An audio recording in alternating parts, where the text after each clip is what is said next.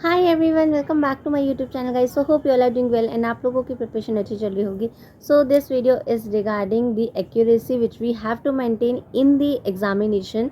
सो मैंने जितने भी मैंने अब तक फेलियर फेस करे हैं, आई कम टू दिस कंक्लूजन कि आपकी एक्यूरेसी अच्छी होनी चाहिए। नो मैटर्स आपको कितना आता है कितना नहीं आता। अगर आपकी एक्यूरेसी अच्छी है, आपने जितने भी अटैम्प्ट करें वो आपने अच्छे मार्क्स से अटैम्प्ट करें हैं, so you will definitely get the chance to be selected in the prelims और मेंस। और बहुत सारे बच्चों का क्वेश्चन था कि दीदी हम कैसे अपनी एक्यूरेसी को मेंटेन करें। एंड पिछली वीडियो में मैंने बोला था कि मैं नेक्स्ट वीडियो सेपरेटली बनाऊंगी कि आपको एक्यूरेसी कैसे मेंटेन करनी है पर्टिकुलरली सब्जेक्ट के अंदर।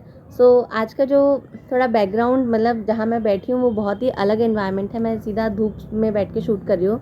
हर बारी मैं रूम में बैठ के या फिर कहीं बाहर बैठ के करती हूँ, लेकिन आज मैंने सोचा आज धूप में बैठ के करती हूँ। Although it is very tough for me to sit in this situation like in this environment because I have some issue like मेरे को थोड़ा हेडेक हो जाता है। मैं ज़्यादा नहीं बोल पाती हूँ चीज़ों के लिए, but today I am trying कि मैं करूँ। कोई बात नहीं, जो होगा सो देखा जाएगा। सो सबसे पहले बात आती है कि आपको धूप से क्या मिलता है। आपको धूप से विटामिन डी मिलती है, जो आपको दिन में लेनी ही चाहिए। आप कितनी भी प्रिपरेशन कर रहे हो, आप कितना भी बिजी हो, आप वर्किंग हो, आपसे प्रिपेयर, आप एस्पिरेंट हो, आप हाउसवाइफ हो, आप कुछ भी हो, लेकिन आपको थोड़ी बहुत धूप लेनी चाहिए। ये मैंने आज जाना तो मैं आ गई। तो आज थोड़ा ज़्यादा ज्ञान हो गया इस बात पे, कोई बात नहीं। हम लोग come straight to the point कि हमें कैसे अपनी एक्यूरेसी को मेंटेन करना है। So first to come to the quant section. See जो क्वांट सेक्शन है उसका जो प्रीलिम्स में आता है ना, वो एसबीआई, अगर मैं एसबीआई क्लर्क को टारगेट कर रही हूँ फिलहाल मान लो, तो मैं उसमें 10 मतलब 15 से 20 नंबर ऐसे लेकर चलूँगी जो सिर्फ स्पीड मैथ से आएंगे। सो स्पीड मैथ्स हमारे को कैसे करने हैं, हमें प्रिपरेशन करेंगे, लॉट्स ऑफ प्रिपरेशन करनी पड़ेगी हमें, जिससे कि हमारी स्पीड एंड एक्यूरेसी मेंटेन रहे। The more you have practice the more you can increase your accuracy. ठीक है, तो आपको एक्यूरेसी मेंटेन करने के लिए स्पीड मैथ्स पे बहुत अच्छे से फोकस करना है, सो दैट आप 18-20 नंबर ले पाओ। ठीक है, अर्थमेटिक में मैं ये सजेस्ट करूँगी कि आप लोग अपने बेसिक कंप्लीट करो। After that you come to this conclusion कि आप लोग अपने मार्क्स इंक्रीज ऑटोमेटिकली होते रहेंगे। जब आपके सामने क्लर्क लेवल के क्वेश्चंस आते हैं तो definitely you can score the marks if you know the concept. ठीक है, उसके बाद में बात आती है डीआई की। डीआई की भी बात कर लेते हैं। डीआई में मैं यही सजेस्ट करूँगी, the more you have practice you done the practice the you can increase the more you can increase your accuracy. ठीक है, तो सारे में कॉन्सेप्ट यही है। अगर मैं इंग्लिश की बात करूँ, इंग्लिश में भी यही है। इंग्लिश में क्या है ना, लेकिन हमें सटीक आंसर नहीं मिलता। हमें ऐसा लगता है कि ये भी सही है, ये भी सही है, ये भी सही है, तो वो नहीं करना हमें। मैंने पर्सनली देखा है, जब मैं पहले प्रिपरेशन करती थी तो इंग्लिश के अंदर ना मेरे को लगता था कि मेरे हिसाब से ये सब अच्छा है। अच्छा ठीक है, बाहर बैठी हूँ, ये उड़ के जा रही हैं वर्ड्स। ठीक है, बार बार डिस्टर्ब करें, मेरा ध्यान चला जाता है उधर। ठीक है, कोई बात नहीं, बट थोड़ा अच्छा लग रहा है। थोड़ा आज ना अलग सी वीडियो शूट हो रही है। इंग्लिश में मैं बात करूँगी तो इंग्लिश में यह है कि the more you have done the practice, the more you have done the reading, the more you can increase the accuracy. ठीक है, तो ये बहुत मैटर करता है कि आप इंग्लिश की कितनी प्रैक्टिस करते हो, प्लस में इंग्लिश की कितनी रीडिंग करते हो। The more you have done the reading the more you can score the marks. मैंने पर्सनली ये बिलीव करा है। मैं खुद यार 6 से 26 नंबर पर आई हूँ इंग्लिश पे प्रीलिम सेक्शन में, तो आई नो बेटर कि मतलब कैसे चीज़ें इंक्रीज़ होती हैं। ठीक है, कैसे हम लोग मार्क्स इंक्रीज़ कर सकते हैं। इंग्लिश में आपको कोई पर्टिकुलर सेक्शन में डाउट हो तो आप लोग मुझे बताना, बट मैं सजेस्ट करूँगी just go for the reading part. Plus में the more you have done the practice, like Nimisha Bansal ma'am की पीडीएफ्स उठा लो या कहीं से मॉक टेस्ट वगैरह उठा लो, वहाँ से करना स्टार्ट करो। You can increase your marks. Plus में एक्यूरेसी मेंटेन रहेगी। अगर क्वेश्चन नहीं आता है आपको एग्जाम के टाइम पे, जो just leave that question at that point of time. उसके बाद में क्या होता है, जब हम उस सेक्शन को, हम उतने पार्ट को कर लेते हैं जितना हमें आता है, और जो हमारा रह जाता है, अब जब हम वापस आते हैं ना, तो आप लोगों ने ऑब्जर्व करा होगा कि उस टाइम पे हमें आंसर समझ में आ जाता है। तो ये सबके साथ में होता है। ठीक है, उसके बाद में come to the point of reasoning. Reasoning में सेम बात है यार, जब the more you have done the practice the more you can increase the accuracy. देखो सब हाउ क्या होता है कि हमें लगता है कि हमने जो पजल बनाई है वो बिल्कुल ठीक बनाई है, बट वो नहीं होता। मेरे साथ में IBPS PO में ये हुआ है। जो वो आया था चेन्नई दिल्ली वाला क्वेश्चन था, मुझे लग रहा था कि मैं सही बना रही हूँ, लेकिन वो बहुत बच्चों से नहीं बना था। तो मैं थोड़ा हैरान हो गई कि भाई मेरे से कैसे बन गया।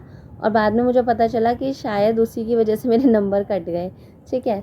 तो ये हो जाता है यार सबके साथ में। The more you have done the practice ना, तभी तुम्हारे मार्क्स इंक्रीज़ होंगे।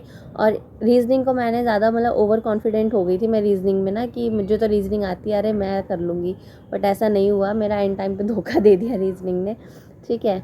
इंग्लिश और क्वांट में मार्क्स अच्छे थे, रीजनिंग थोड़ी रह गई पीछे। मुझे जितनी मतलब पिछले साल से कंपेयर करूँ तो बहुत मार्क्स कम आए रीजनिंग में इन कंपैरिजन जो मेरे पिछली बारी आए थे। पिछली बारी मेरी एक्यूरेसी इतनी अच्छी थी कि मेरे को +2 मार्क्स मिल गए थे वहाँ पे। तो ये रहा मेरे साथ में, ये मेरा ड्रॉबैक रहा, बट मुझे इस बात का बहुत ज़्यादा अफसोस है। लेकिन मैं ट्राई करूँगी कि नेक्स्ट टाइम ये मिस्टेक मैं ना करूँ डेफिनेटली, ठीक है। उसके बाद में रीजनिंग में मिसलिनियस पार्ट के लिए मैं ये कहूँगी, प्रैक्टिस करते रहो।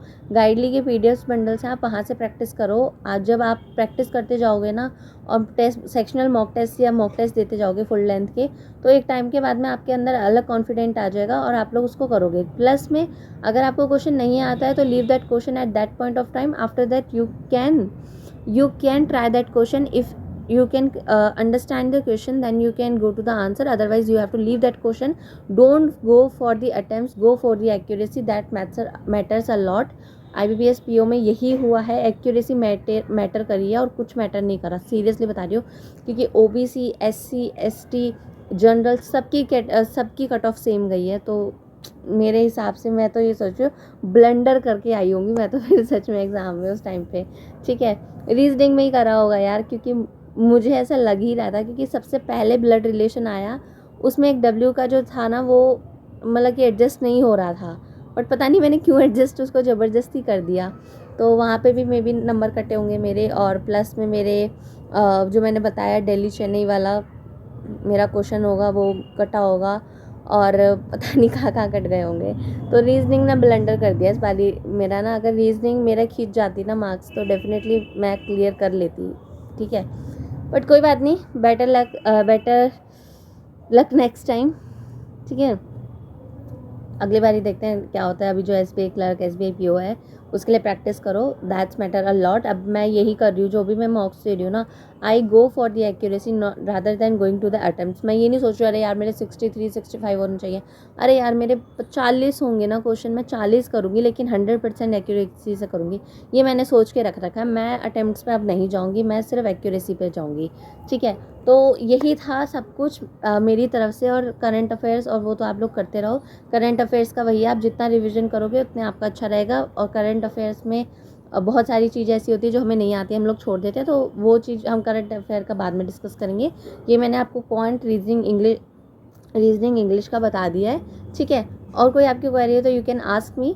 और इंग्लिश के लिए मैं सबको यही सजेस्ट करती हूँ कि बहुत क्वेश्चंस आते हैं इंग्लिश के लिए कि कैसे करें, मार्क्स एक्यूरेसी नहीं बन रही है, गो for the reading that's only the part जो आपको क्लियर करवा सकते हैं इंग्लिश को।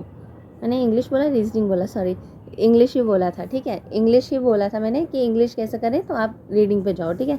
सो this is all about this video guys, thank you so much. Now we will meet in the next video, bye bye.